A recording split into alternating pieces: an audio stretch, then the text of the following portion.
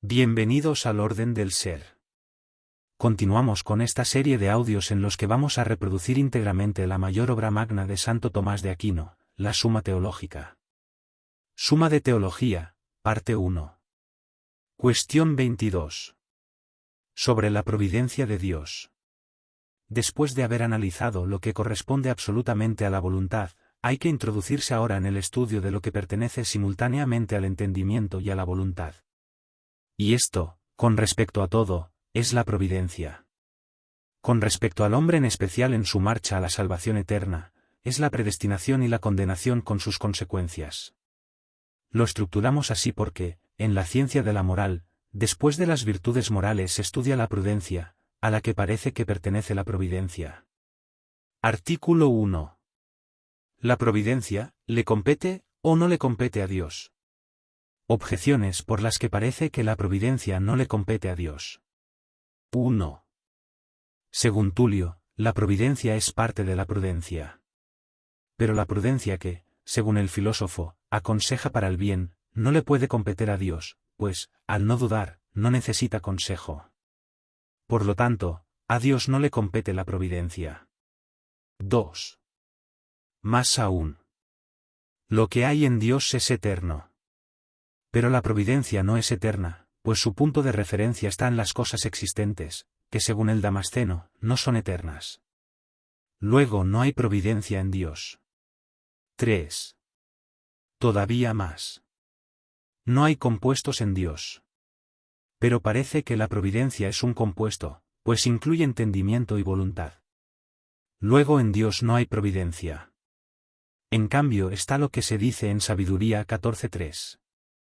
Padre, tú lo gobiernas todo con providencia. Solución. Hay que decir. Es necesario que en Dios haya providencia. Pues, como se demostró en cuestión 6 artículo 4, todo el bien que hay en las cosas ha sido creado por Dios. En las cosas se encuentra el bien no solo en cuanto a algo sustancial, sino también en cuanto que las cosas están orientadas a un fin, en especial el fin último que, como hemos sostenido en la cuestión anterior, es la bondad divina. Así pues, este bien que hay en las cosas ha sido creado por Dios. Como Dios por su entendimiento es causa de las cosas, y cualquiera de sus efectos precisa preexistir en él como en su razón de ser, según se deduce de todo lo dicho, es necesario que la razón de orden hacia el fin que hay en las cosas preexista en la mente divina. Y esta razón de orden al fin, propiamente, es la providencia. Ya que es la parte principal de la providencia a la que están subordinadas las otras partes, que son la memoria de lo pasado y la comprensión de lo presente, en cuanto que del pasado recordado y del presente comprendido extraemos la previsión del futuro. Según el filósofo en el sexto de la Ética, propiamente la prudencia es ordenar las cosas al fin. Bien el propio fin, como cuando se dice que el hombre prudente por el bien ordena sus actos hacia el fin de su vida. Bien el fin de los demás como miembros de la familia o del reino, según lo que se dice en Mateo 24:45. Siervo fiel y prudente a quien el Señor puso al frente de su familia. En este sentido, la prudencia o providencia puede corresponderle a Dios, pues en Dios no hay nada que esté orientado a un fin ya que él mismo es el último fin. Así pues, la misma razón de orientación a un fin, en Dios se llama providencia. Por eso, en el cuarto del Consolación de la Filosofía dice Boecio. La providencia es la misma razón divina sentada en el sumo príncipe de todo que todo lo dispone. Dicha disposición puede ser llamada también ordenación de las cosas al fin como ordenación de las partes al todo. Respuesta a las objeciones. A la primera hay que decir. Según el filósofo en el sexto de la Ética, la prudencia es preceptiva de lo que con rectitud la Eubulia aconseja y la Sinexis juzga. Por eso, aun cuando a Dios no le corresponde ser aconsejado, en el sentido que el consejo dilucida dudas, sin embargo, si le corresponde determinar cómo se ordenan las cosas, según aquello del Salmo 148:6. Estableció el precepto y no lo traspasará. En este sentido, a Dios le corresponde la razón de ser de la prudencia y de la providencia. Aunque también puede decirse, que esta razón de actuar de las cosas en Dios puede ser llamado consejo, no porque analice, sino por su certeza de conocimiento, certeza a la que llegan los consejeros cuando investigan. Por eso se dice en Efesios 1:11. todo lo hace siguiendo el consejo de su voluntad. A la segunda hay que decir. Cuidar algo implica la razón de orden, que es llamada providencia y disposición, y la ejecución del orden, que es llamada gobierno. La primera es eterna, la segunda, temporal. A la tercera hay que decir. La providencia está en el entendimiento, pero presupone la voluntad del fin, pues nadie ordena actuar por un fin si no quiere el fin. Por eso, la prudencia presupone las virtudes morales, por las que el apetito se ordena al bien, como se dice en el sexto de la Ética. Sin embargo, si la providencia mirase por igual la voluntad y el entendimiento divino, no se anularía la simplicidad divina, pues en Dios, como ya se dijo, voluntad y entendimiento son lo mismo. Artículo 2. Todas las cosas, ¿están o no están sometidas a la providencia divina? Objeciones por las que parece que no todas las cosas están sometidas a la providencia divina. 1. Nada previsto es fortuito. Por lo tanto, si todo es previsto por Dios, nada será fortuito. Consecuentemente, tanto la casualidad como el azar desaparecen. Esto va contra la opinión general. 2. Más aún. Todo sabio previsor, en la medida de lo posible, excluye el defecto y el mal de aquello que está bajo su cuidado. Pero vemos que hay mucho mal. Por lo tanto, o Dios no lo puede impedir, de ser así, no es omnipotente, o no cuida de todo. 3. Todavía más. Lo que sucede por necesidad no precisa ni providencia ni prudencia. Por eso, según el filósofo en el sexto de la Ética, la prudencia es la recta razón de lo contingente a la que pertenece el consejo y la elección. Así pues, como muchas cosas ocurren por necesidad, no todo está sometido a la providencia. 4. Y también.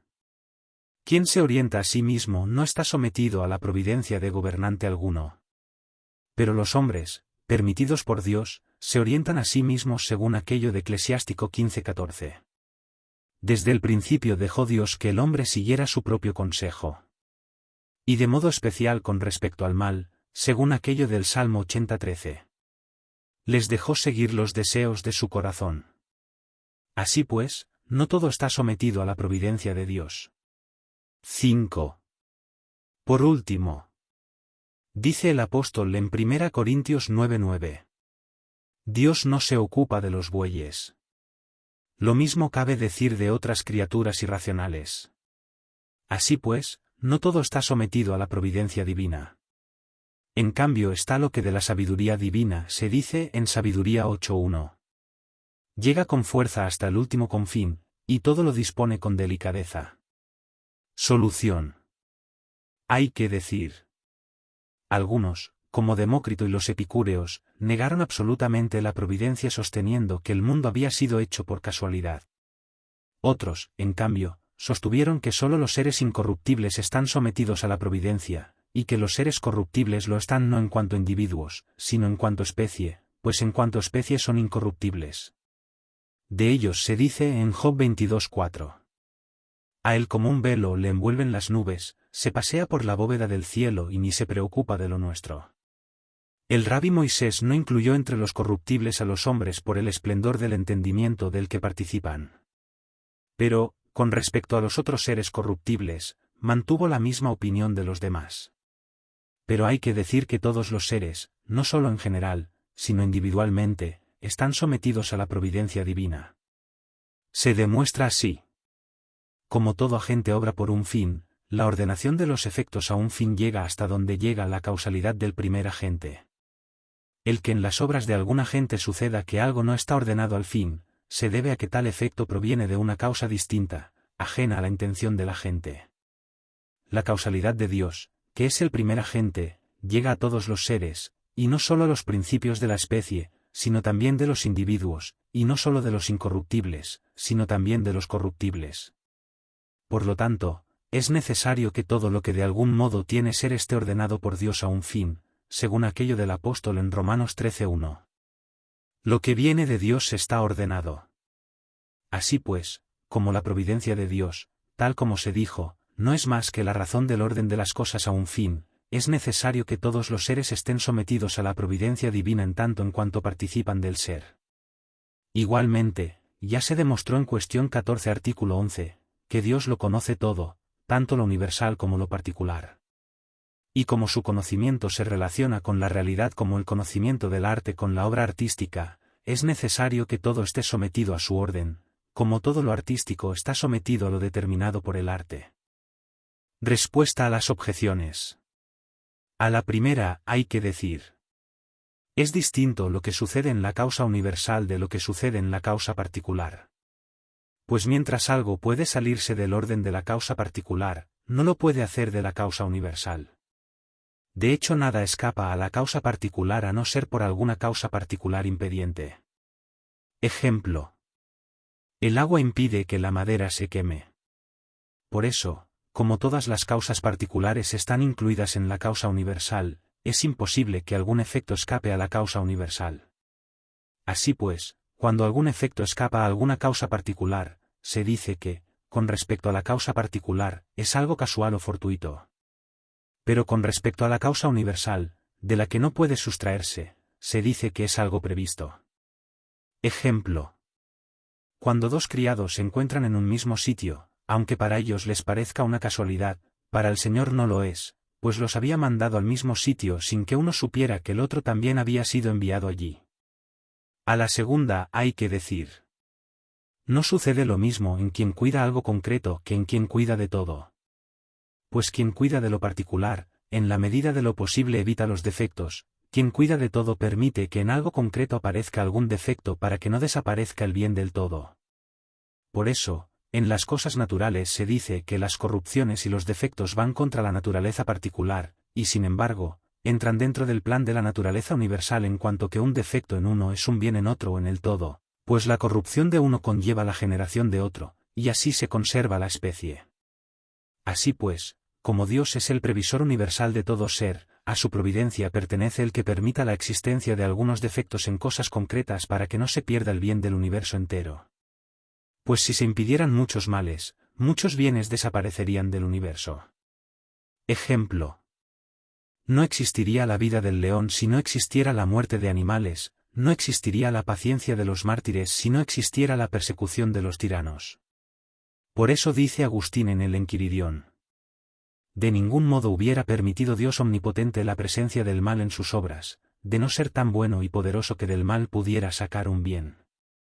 Los dos argumentos que ahora rechazamos parece que constituían el motivo por el que algunos excluyeron a los seres corruptibles de la divina providencia, incluyéndolos en la casualidad y en el mal. A la tercera hay que decir: el hombre no ha instaurado la naturaleza, sino que con sus obras, su arte y su virtud, usa las cosas naturales. Por eso la providencia humana no alcanza lo necesario que proviene de la naturaleza. A la que, sin embargo, sí llega la providencia de Dios que es el autor de la naturaleza.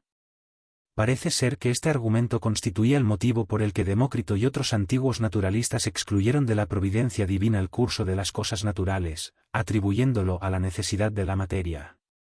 A la cuarta hay que decir: al decir que Dios permitió que el hombre se orientara a sí mismo, no se excluye al hombre de la providencia divina, sino que se muestra como no fue configurado con una capacidad operativa predeterminada, como las cosas naturales que obran por un fin solo movidas por otro, y que no obran por sí mismas como las criaturas racionales, que mediante el libre albedrío, se aconsejan y eligen. Por eso se recalca: en manos de su consejo. Pero como el mismo acto del libre albedrío se reduce a Dios como a su causa, es necesario que lo hecho por el libre albedrío esté sometido a la providencia divina. Pues la providencia humana está contenida en la providencia de Dios, como la causa particular lo está en la universal. No obstante, con los justos Dios tiene una providencia más sublime que con los impíos, pues no permite que les suceda algo que al final les impida salvarse, pues, como se dice en Romanos 8:28, todo coopera en bien de los que aman a Dios.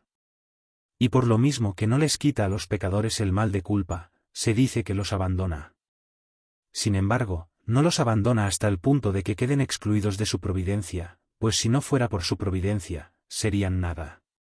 Parece ser que este argumento constituía el motivo por el que Tulio excluyó de la providencia las cosas humanas hechas deliberadamente.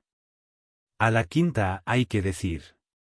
Porque la criatura racional domina sus actos por el libre albedrío, según se dijo, está sometida a la providencia divina de un modo especial, en el sentido que se le imputa algo como culpa o mérito, y se le retribuye algo como pena o premio.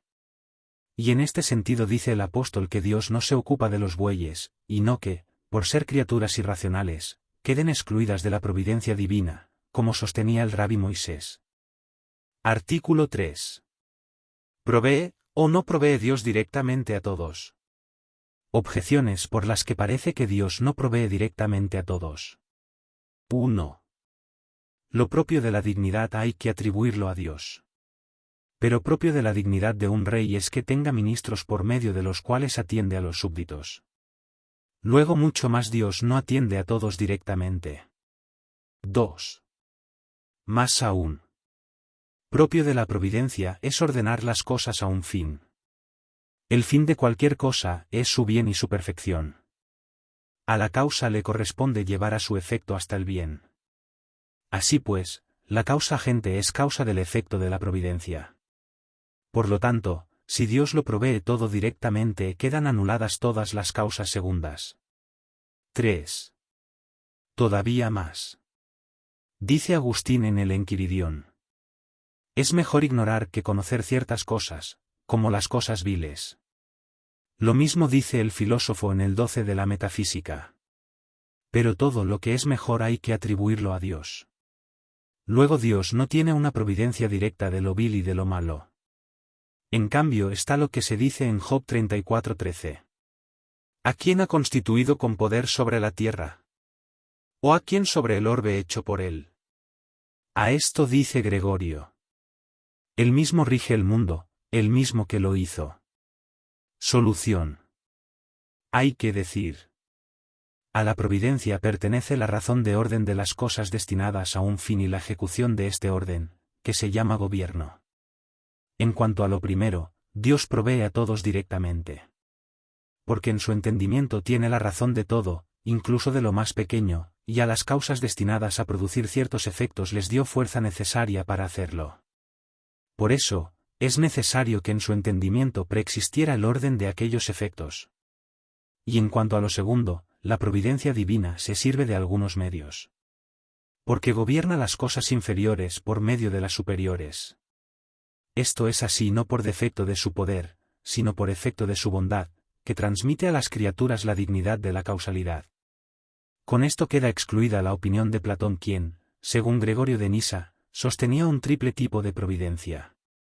La primera providencia sería la del Dios Supremo, que ante todo y sobre todo, provee las cosas espirituales, y consecuentemente, a todo el mundo por lo que se refiere a géneros, especies y causas universales. La segunda providencia sería la que se tiene de los individuales, tanto generables como corruptibles. Este tipo de providencia la atribuyó a los dioses que circundan los cielos, es decir, las sustancias separadas que dan a los cielos su movimiento circular. La tercera providencia sería la que se tiene de las cosas humanas, y que es atribuida a los demonios, que los platónicos colocaban como intermediarios entre nosotros y los dioses, según nos relata Agustín en el 9 del de la Ciudad de Dios. Respuesta a las objeciones.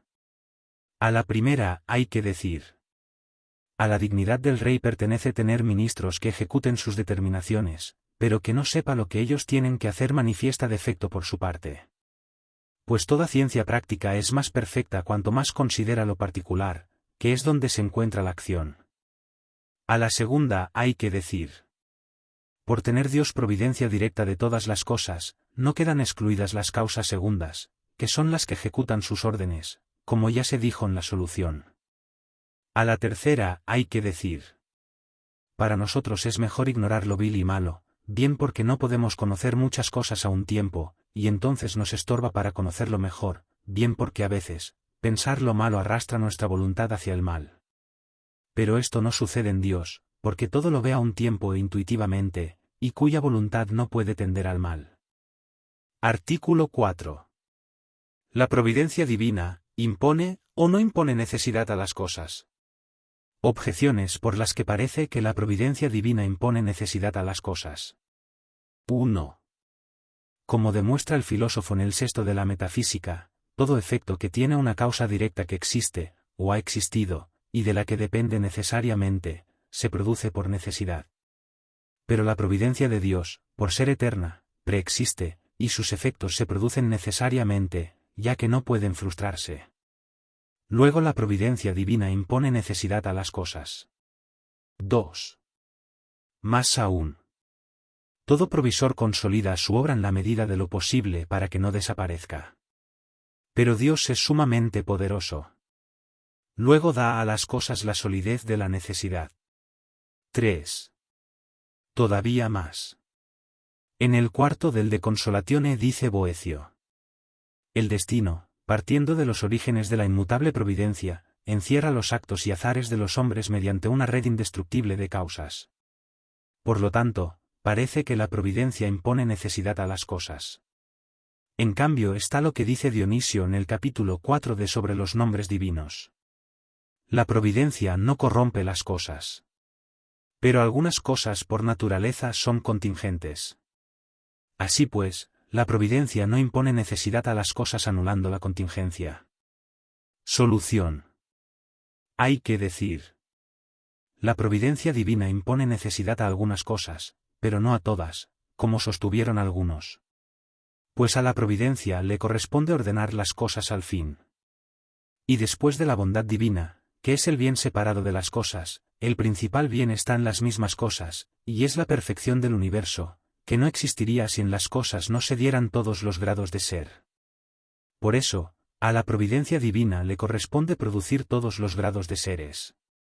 De este modo, para algunos efectos dispuso causas necesarias, para que se dieran necesariamente, para otros efectos dispuso causas contingentes, para que se dieran contingentemente según la condición de las causas próximas.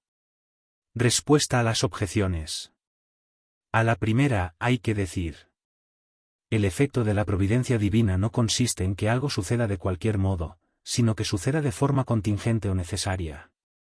Y así sucede de forma infalible y necesaria lo que la providencia divina dispone que suceda de modo infalible y necesario. Y sucede de modo contingente lo que la providencia divina determina que suceda contingentemente. A la segunda hay que decir. La inmutabilidad y el orden de la providencia divina consiste en que lo provisto por Dios suceda tal y como lo determina, o sea, de modo contingente o necesario. A la tercera hay que decir. La indisolubilidad e inmutabilidad a la que alude Boecio se refiere a la certeza de la providencia, que no falla en la producción de su efecto ni en el modo como tiene que producirse, no se refiere a la necesidad de los efectos. Y hay que tener presente que la necesidad y la contingencia siguen al ser en cuanto tal. Por eso, el modo de contingencia y de necesidad cae bajo la providencia divina, que es el provisor universal de todo ser. Pero no cae bajo la provisión de los particulares. Si te ha gustado, no olvides darle like, comentar, suscribirte, y compartir este podcast. Un fuerte abrazo y gracias por escuchar.